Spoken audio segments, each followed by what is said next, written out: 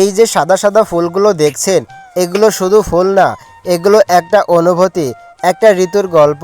কাশফুল মানেই শরৎ, নীল আকাশ, সাদা মেঘ আর মনের ভিতরে এক অদ্ভুত শান্তি। শহরের কোলাহল থেকে দূরে গ্রামের এই কাশবন যেন প্রকৃতির নিজে হাতে আঁকা একটি ছবি। যখন হালকা বাতাস আসে, কাশফুলগুলো একসাথে দুলে ওঠে, মনে হয় কেউ যেন নীরবে গান গাইছে। ছোটবেলায় এই কাশবনের পাশে দৌড়ানো, বন্ধুদের সাথে খেলাধুলা আর সেই হারিয়ে যাওয়া দিনগুলো, আজও কাশফুল দেখলেই মনে পড়ে যায় সেই পুরনো স্মৃতিগুলো। কিন্তু জানেন, কাশফুল শুধু সৌন্দর্যের প্রতীক না, এটা একটা অপেক্ষারও প্রতীক। কাশফুল ফুটলেই বুঝি শারদীয় উৎসব আসছে। কিন্তু এই সৌন্দর্য খুব বেশি দিন থাকে না, কিছুদিন পরেই কাশফুলগুলো ঝরে যায়, ঠিক আমাদের জীবনের কিছু মুহূর্তের মতো।